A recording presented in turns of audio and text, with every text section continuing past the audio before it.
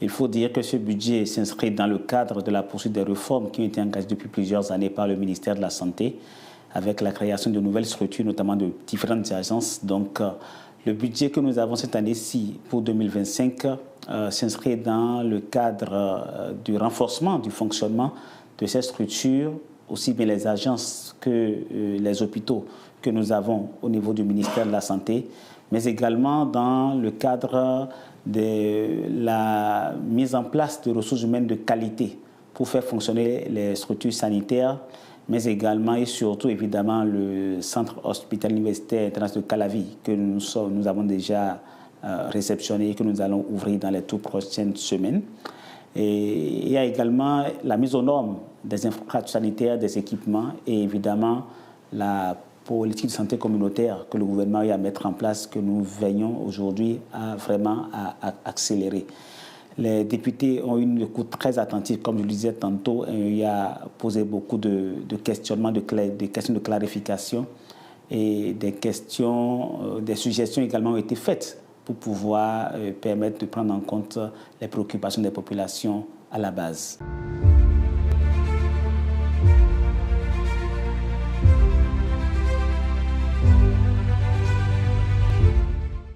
Alors, le budget du ministère de la Santé a augmenté, ça c'est la première chose.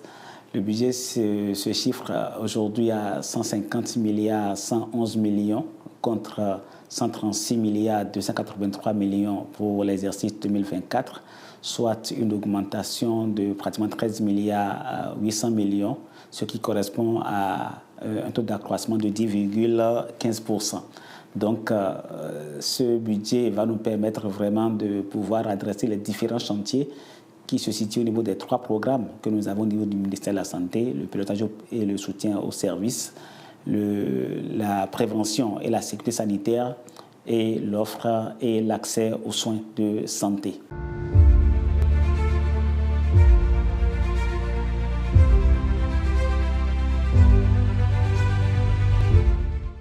Effectivement, nous avons réparti ce budget au niveau des 3 programmes prioritaires, des 3 programmes de société de la santé, comme je l'ai dit. Le premier programme qui concerne le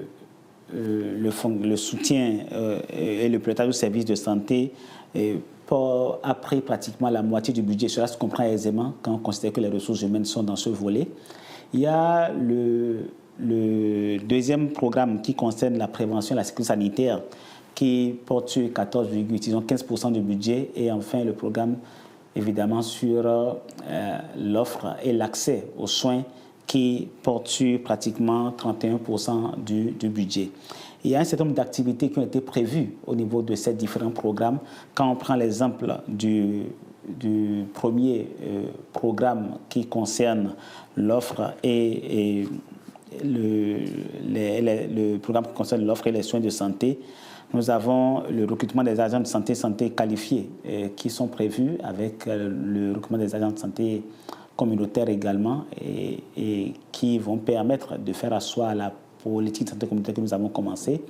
Nous avons le recrutement de médecins, et de sages-femmes, d'infirmiers qui vont permettre de faire un maillage complet du territoire et faire en sorte que des centres de santé d'arrondissement qui n'avaient pas de médecins puissent être médicalisés et que toutes les maternités de notre pays puissent disposer de sages-femmes effectivement.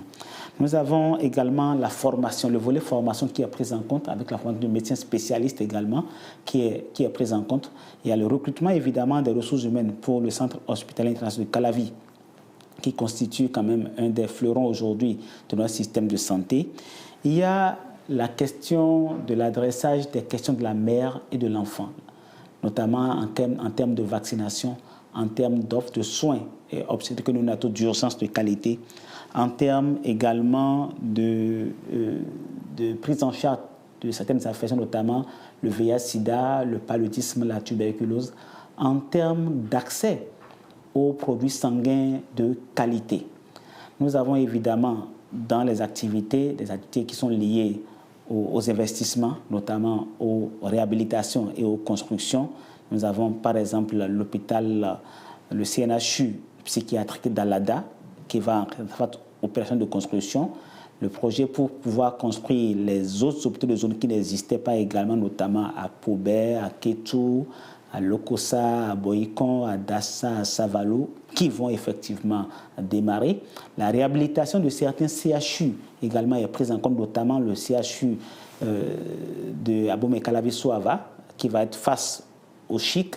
le centre hospitalier départemental universitaire de l'Ouémé également, qui sera réhabilité, le centre hospitalier universitaire départemental du Borgou, à Parakou également, ainsi que le Chumel, et à minima également le CNHU. En 2025, nous allons voir effectivement le scanner de Porte-Nouveau qui sera mis en place, un scanner à Abomey également et un deuxième scanner qui sera également mis en place au niveau du CNHU. Évidemment, la santé communautaire que nous avons commencé, qui est en train de vraiment d'aller de l'avant et qui va bientôt être vraiment à l'échelle, couvrant les 77 communes du pays, a une part belle également dans ce budget.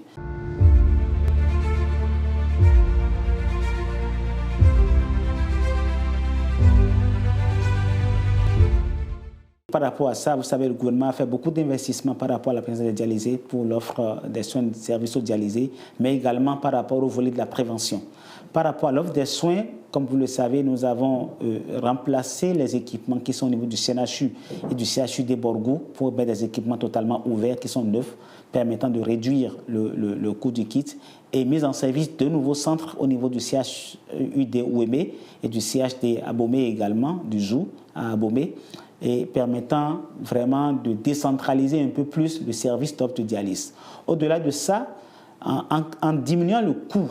du kit de dialyse à travers vraiment un challenge des kits qui nous sont mis à disposition ou bien proposés, étant donné que nous avons des appareils ouverts, nous avons réduit substantiellement le coût. Et dernièrement, le gouvernement a procédé à l'exonération également des taxes douanières sur les coûts. Autant de choses, toutes choses qui vont forcément amenuiser le coût de revenu d'une séance de dialyse. Au-delà de ça, nous avons enclenché depuis plusieurs années une réforme pour faire en sorte que les dialysés puissent bénéficier effectivement des services et surtout des services de qualité. Et que l'argent qui est destiné pour leurs soins puisse aller effectivement vers ces soins. C'est cela qui justifie toute la réforme qui est en cours actuellement, qui va finir dans les semaines à venir et qui va nous permettre vraiment de nous assurer que nos patients dialysés ont des soins de qualité et surtout à des coûts plus abordables. L'idéal, c'est que ces patients puissent bénéficier de la greffe rénale.